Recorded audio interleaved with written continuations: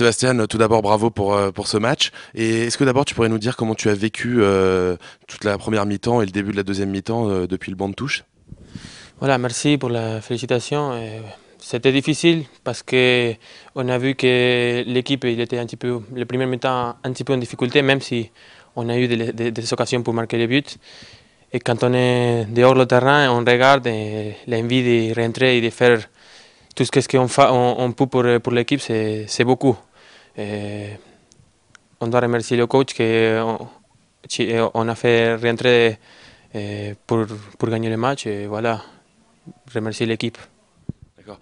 Est-ce que quand tu es rentré dans ce match, c'est pas facile de rentrer en cours de match quand on est mené 1-0 à l'extérieur? Est-ce que tu as senti que tout de suite tu pourrais faire la différence dans ce match? Mais je pense que c'est difficile quand on ne prépare pas le match avec la tête. Et je pense que toute l'équipe dans la semaine, on travaille beaucoup en ça. Et on était dehors, mais on regardait les matchs et on savait que si on rentre, qu'est-ce qu'on doit faire pour aider l'équipe.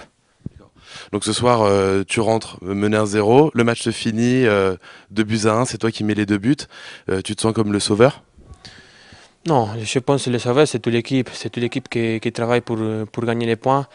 Ils sont très points très importants. Et pour tout ce que c'est dit avant ce match-là, et que Dijon il prend pas les points à l'extérieur, tout ça, et voilà, et on prend les 3 points, on fait voir que Dijon c'est une très grande équipe et qu'on est pour combattre plus haut.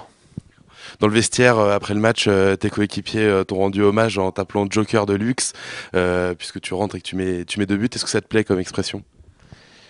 Oui, ça me plaît, mais qu'est-ce que je t'ai dit avant, c'est pour moi c'est plus important de travailler pour l'équipe.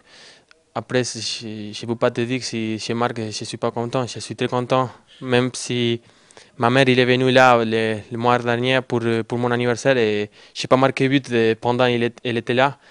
Elle est maintenant en Uruguay, mais voilà, je marque 2 buts pour elle et aussi pour Bernard et Renata. Que Bernard il m'a dit que je dois marquer 3 buts au Châteauroux, je n'ai pas marqué, alors j'étais tout ça d'entre.